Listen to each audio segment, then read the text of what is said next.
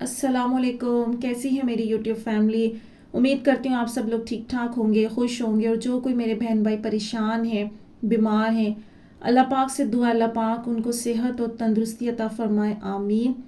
आज की video start करते हैं। और आज की वीडियो खुसूसी तौर पर इसलिए बनाई है मैंने क्योंकि मुझे सबसे ज़्यादा लोग मैसेजेस कर करके इस बात के बारे में पूछ रहे होते हैं कि आप ही तहज्जुद की दुआ तो कभी भी रद्द नहीं होती, और हम लोग इतने अरसे से अल्लाह पाक को मना रहे हैं, तो अल्लाह पाक हमारी दुआ क्यों कबूल नहीं कर रहे। क्या ऐसा मसला आ रहा है, क्या प्रॉब्लम हो रही है, क्या हमसे गलतियां हो रही हैं कि हमारी तहज्जुद की दुआ एक्सेप्ट नहीं हो रही। और दूसरा वो लोग होते हैं जो कहते हैं कि हमने बहुत कोशिश की, बहुत अल्लाह पाक को राज़ी करने की कोशिश की, तो हमारी तहज्जुद की दुआ एक्सेप्ट नहीं हुई, और जो चीज़ हम चाहते थे वो किसी और को मिल गई। तो ऐसा क्यों हुआ हमारे साथ। तो मैं आज की वीडियो में कोशिश करूंगी इस कॉन्सेप्ट को, इन सवालात को क्लियर करने की, और उम्मीद है आप लोगों के ये सवालात आप लोगों को जवाब मिल जाए इसके। तो देखें, इसमें तो कोई शक नहीं है कि तहज्जुद की दुआ कभी भी रद्द नहीं होती।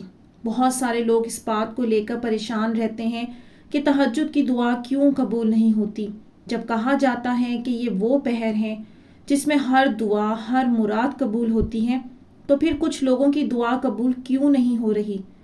और ये भी मैं आप लोगों के साथ आज की वीडियो में शेयर करूंगी कुछ मेरे लाइफ के एक्सपीरियंस जो मैंने देखे कि तहज्जुद की दुआ एक्सेप्ट होती हैं, और जिन लोगों की नहीं हुई तो उनकी क्या वजह है, और कुछ वो जिन लोगों ने खुद मुझसे शेयर किए। तो आप लोगों को इसका जवाब ज़रूर मिल जाएगा। और देखें, सबसे पहले तो ये समझ लें, दुआ कोई भी रिजेक्ट नहीं होती। गुनाहगार की भी होती हैं दुआएं एक्सेप्ट, लेकिन एक जगह अल्लाह नहीं सुनते, और वो है अगर किसी ने किसी की आह ली हुई है, जाने अनजाने में सही, किसी का दिल तोड़ दिया। क्योंकि हमें मालूम नहीं होता कि कौन इंसान या किसका दिल कैसा सच्चा और मजलूम है जो अल्लाह पाक के बहुत कुर्ब में है। ये बात मैं इसलिए कह रही हूँ क्योंकि ये मैंने अपनी आंखों से देखा है। आधे से ज़्यादा लोग ज़िंदगी में अपनी हरकतों की वजह से फंसे हुए होते हैं। जिस वक्त जुल्म कर रहे होते हैं तब तो खबर नहीं होती, लेकिन जब अल्लाह पकड़ करते हैं तो तब भी ये नहीं सोचते कि मेरी गलती या गुनाह ऐसा किया होगा मैंने जो मेरे आगे आ गया है, बल्कि उल्टा अल्लाह से शिकवे शुरू करते हैं कि मैं ही क्यों। और इसी में बेशतर को मैंने ज़िंदगी गुजारते देखा, फिर उनका कभी रास्ता बनते ना देखा। वजह क्या, उन्होंने आजिज़ी दिखाई ही नहीं कि शर्मिंदा हो जाए गुनाहों पर। और जिसको ये एहसास हो गया कि मैं अपने ही किसी ना किसी अमल से फंसा हुआ हूँ, तो उन्होंने दिन रात एक करके पहले तो अल्लाह को मनाया, और अल्लाह इस मामले में बहुत सख्त है, तब तक रास्ता नहीं खोलते जब तक वो शख्स माफ़ ना करते। तो फिर अल्लाह ये करते हैं कि किसी की शर्मिंदगी अगर सच्ची है और वो रब को राज़ी करने में कामयाब हो जाता है, तो उस शख्स के दिल में रहम डालकर माफ़ी दिलवा देते हैं, और इस तरह वो शख्स तहज्जुद की दुआएं कबूल करवाने में कामयाब हो जाता है। ये बात जो भी मैं आपको कह रही हूँ, ये मैंने खुद अपनी लाइफ में देखा है। ऐसे लोगों को मैं बहुत करीबी तौर पर जानती हूँ, और कुछ ऐसे लोग भी हैं जिन्होंने पर्सनली अपने मुझसे मामलात शेयर किए थे, और मैंने उन्हें कहा था कि देखें, आप पहले पहले अपनी ये वाली मिस्टेक ठीक कर लें, और ये चीज़ें करें। इस तरह से करने से आपको जो है इसके रिजल्ट्स मिलेंगे, और अल्लाह पाक राज़ी हो जाएंगे। अदरवाइज़ अगर ये चीज़ आप नहीं ठीक करते और आप हुकूक लिबात सही से नहीं निभाते, अपनी ज़बान से उसी तरह तकलीफ़ें पहुंचाते रहेंगे, तो आप जितना भी सदका खैरात करें या जितनी भी तहज्जुद पढ़ लें वो एक्सेप्ट नहीं होगी। पहले जो है लोगों के दिल दुखाना बंद करें और अपनी ज़बान को बहुत ज़्यादा नरम कर लें। तो जिन लोगों को वाकई मैंने सच्चे दिल से शर्मिंदा होते देखा, उनके लिए मैंने मिरेकल होते हुए भी देखे हैं। तो ये बात मैं आप लोगों को अपनी तरफ से बात नहीं कह रही, ये वाला पॉइंट मैं आप लोगों को एक्सपीरियंस की बेस पर क्लियर कर रही हूँ, ताकि अल्लाह पाक हमें तौफीक दें हमें अपने अंदर झांकने की, कि कहीं हमसे तो ऐसी कमी या कोताही नहीं हो रही जिसकी वजह से हमारे तहज्जुद की दुआ एक्सेप्ट नहीं हो रही। और अब कुछ दूसरे रीज़न डिस्कस करूँगी जिसमें यह आता है कि तहज्जुद की दुआ कबूल नहीं होती, या फिर यूँ समझ लें कि डिले हो रही होती है।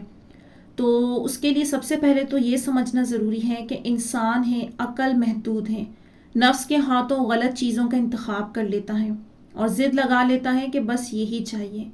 یہ بات میں اس لیے بھی کہہ رہی ہوں کہ ایک دفعہ میرے پاس ایک لڑکی آئی، سبسکرائبر تھیں، کافی دکھ میں تھیں، پریشانی میں تھیں، اور مجھ سے کہہ رہی تھیں کہ تہجد کی تو کوئی دعا رد نہیں ہوتی۔ پھر میں اپنی محبت کو تہجد میں مانگتی رہی اور اس کا نکاح کسی اور سے ہو گیا۔ اللہ نے میری یہ دعا کیوں قبول نہ کی؟ اب دیکھیں، میرے پاس لوگ میسج کی شکل میں آتے ہیں، پرسنلی میں کسی کو نہیں جانتی، کون کیسا ہے، کس کا عمل، کس کی لائف کیسی ہے، جو آپ لوگ بتاتے ہیں بس اس پر یقین کرتی ہوں، لیکن اس کا ہرگز یہ مطلب نہیں کہ انسانوں کی باتوں کو سن کر نعوذ باللہ اللہ کے فیصلوں پر شک کروں میں۔ تو میں نے ان سے یہی کہا کہ یہ ممکن نہیں کہ اللہ تہجد کی دعا ایکسیپٹ نہ کریں، کوئی بہت بڑا ریزن ہوگا جو ایسا ہوا ہے، لیکن آپ یقین رکھیں کہ اللہ آپ کے لیے بہتر کرے گا، آپ کی کوئی دعا ضائع نہیں گئی۔ اور ہم دعا کے معاملے میں کچھ الگ سوچ رہے ہوتے ہیں، دعا قبول ہو جاتی ہے، ہمیں اس کا رزلٹ بھی مل جاتا ہے پر ڈیفرنٹ شکل میں مل جاتا ہے، لیکن وہ ایکسیپٹ ہوتی ہے۔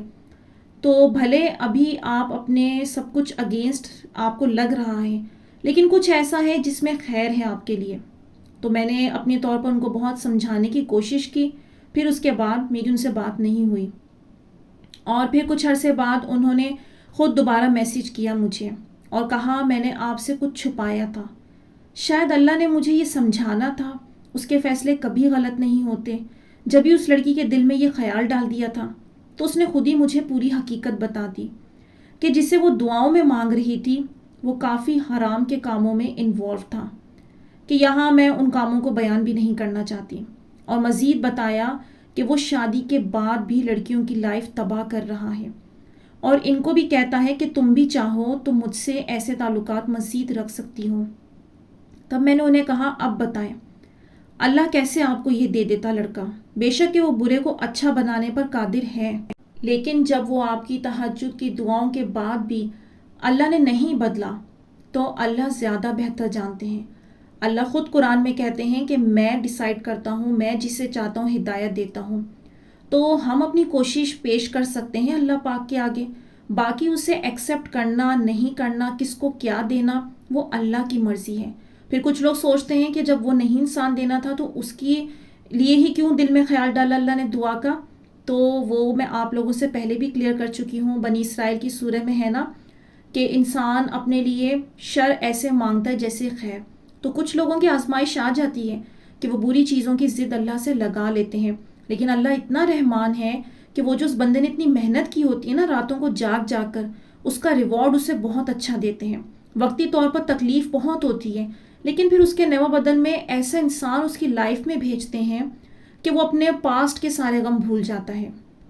پھر میں نے انہیں مزید سمجھایا کہ آپ اگر ان کے ساتھ شادی کے بعد بھی جڑی رہیں تو یاد رکھیں اس سے اللہ ناراض ہوگا، اور آگے کچھ اچھا ہونا بھی ہوگا نا آپ کے لیے تو یہ گناہ اس اجر کو کھا جائے گا۔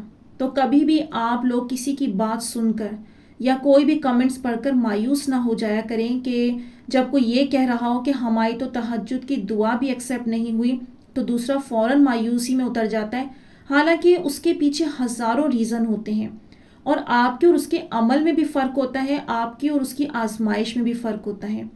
اور یہاں میں یہ بات ضرور کہوں گی کہ تہجد کے مطلب کو سمجھیں، یہ نماز صرف خواہشات کو پوری کرنے کے لیے نماز نہیں ہے۔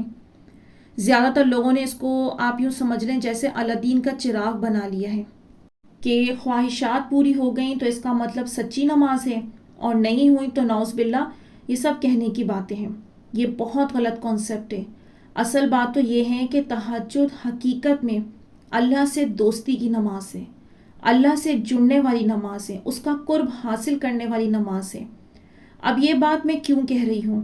شاید سننے والوں کو لگے کہ مطلب میں اس بات سے انکار کر رہی ہوں کہ جیسے تہجد سے دعائیں قبول نہیں ہوتی یا وہ اپنی خواہشات کو اللہ کے آگے نہ رکھیں، یہ بات نہیں ہے۔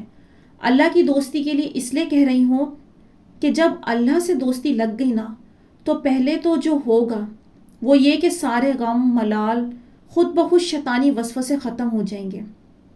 کیا ہو رہا ہے، کیا مل رہا ہے، کیا نہیں مل رہا، ان سب سے سوچیں نکل جائیں گی، اور جب اللہ دیکھے گا کہ میرا یہ بندہ خالصتاً مجھ سے جڑ گیا ہے اندھا بھروسہ کر لیا ہے تو پھر وہ کیسا دوست ہے؟ وہ بہت اعلیٰ دوست ہے۔ وہ اپنے دوست کو تکلیف میں جانے دے گا؟ وہ کیا ایسا کرے گا کہ اس کے دوست کی خواہش پوری نہ ہو؟ جب آپ پورے کے پورے اس کی مرضی میں ڈھل جائیں گے اور تو آپ کی اتنی محنت اور اتنی آپ لوگوں کی خلوص دلی کو دیکھ کر اللہ پاک آپ لوگوں کی چھوٹی سی دعا کو نہیں ایکسیپٹ کر سکتا کیا؟